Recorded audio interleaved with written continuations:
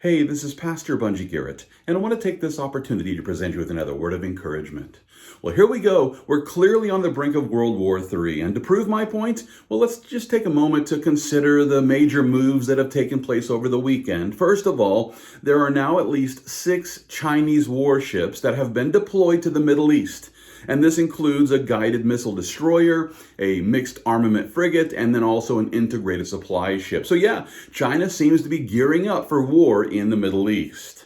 At the same time, Vladimir Putin recently met with China's Xi Jinping, and it was after that meeting when Putin's military entourage was seen carrying their nuclear briefcase. Now, just to be clear, a nuclear briefcase is a specially outfitted briefcase which can be used to authorize the use of nuclear weapons.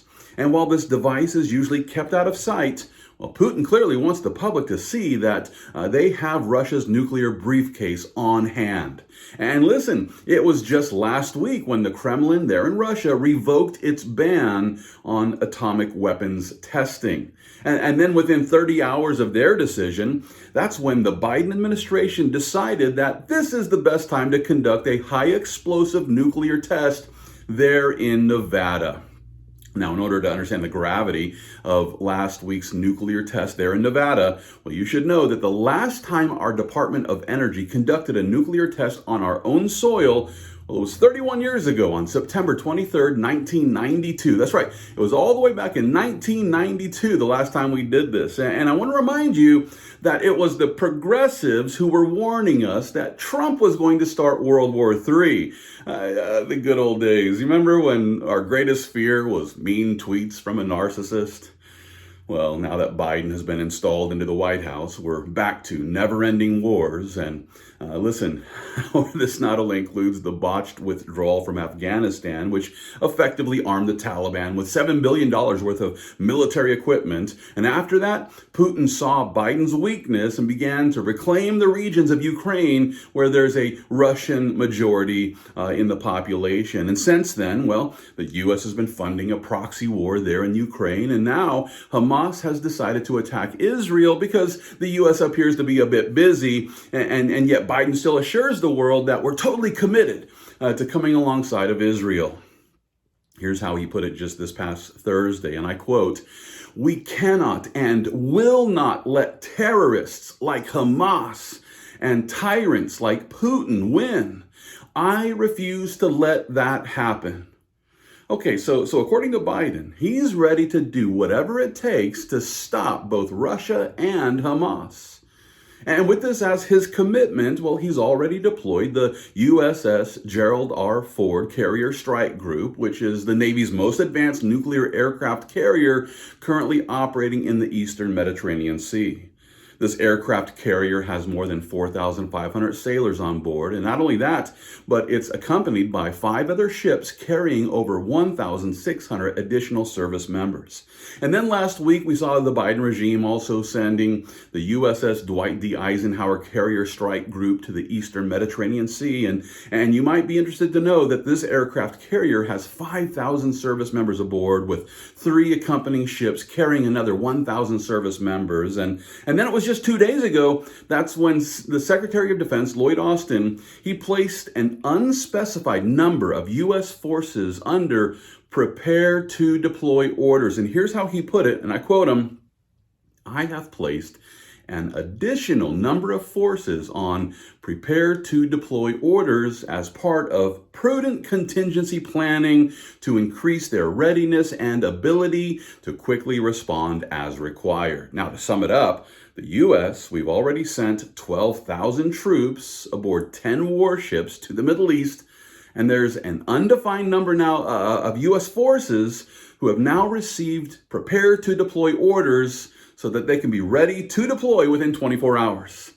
At the same time, remember, China deployed at least 6 Chinese warships to the Middle East, and Putin is walking around with a nuclear briefcase. And not only that, but the Iranian regime there in Tehran continues to escalate this volatile situation by assuring the UN that, and I quote them here, "there is no longer any hope for this council to play a role in maintaining global peace."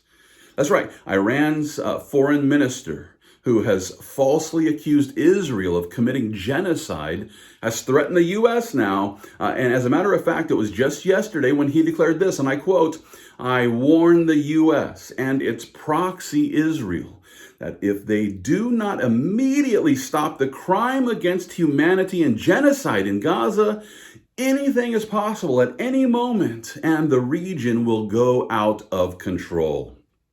That's right.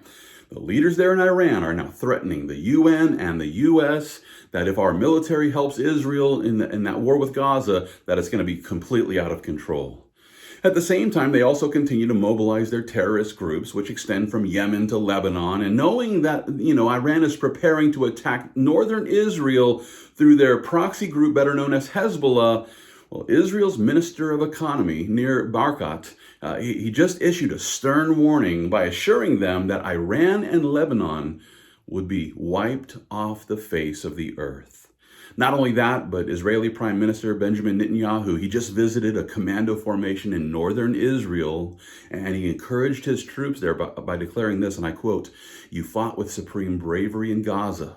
The stories are inspiring. I know you lost friends. It is a very, very difficult thing, but we are in a battle for life, a battle for home." This is not an exaggeration. This is not an exaggeration. This is war. Then he addressed the possibility that Tehran, the Tehran-backed terrorists there in Lebanon will soon enter into this war. And he did this by declaring this. He says, "I cannot tell you right now if Hezbollah will decide to fully enter the war. If Hezbollah decides to enter the war, it will miss the second Lebanon war." And then he goes on to add this. He says, "That would be its biggest mistake ever. We will cripple it with a force it cannot even imagine. And the meaning for it and for the state of Lebanon is devastating." Without debate, this is quickly ramping up as Iranian proxies prepare to attack Israel on all fronts. And Prime Minister Netanyahu is prepared to just bring devastation to these armies.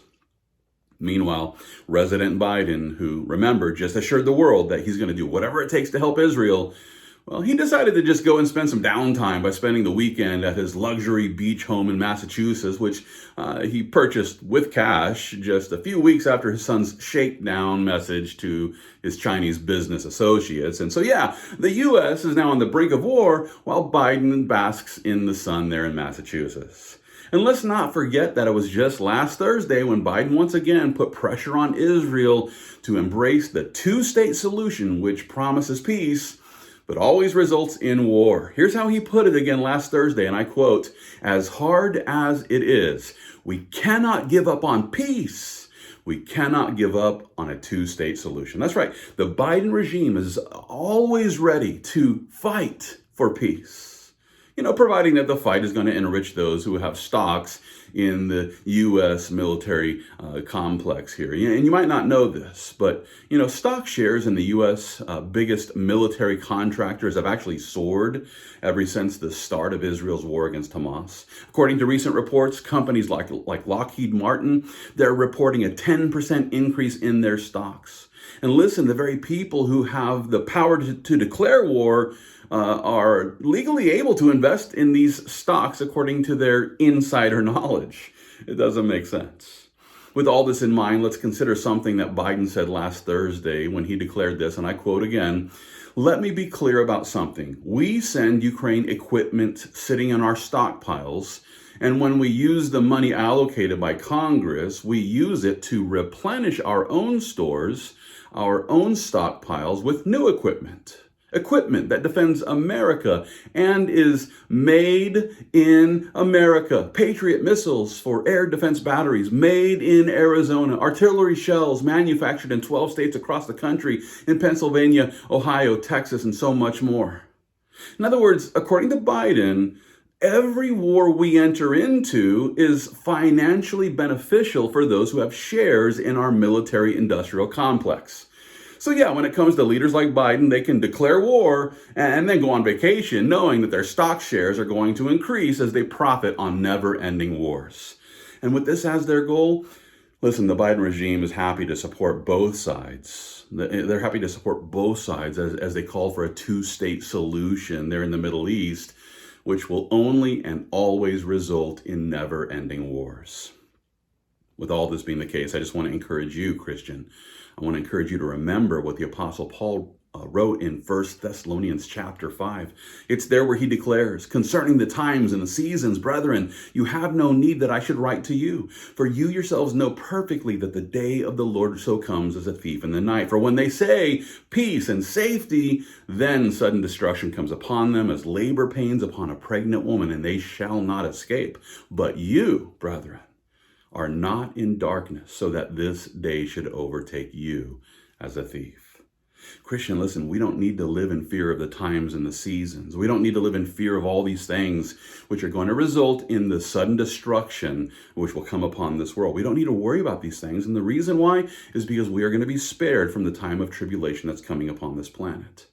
We're going to be spared. That's right. The time of tribulation, which is going to overtake this world, will not overtake the church. And the reason why is because the church is going to be rescued through the rapture.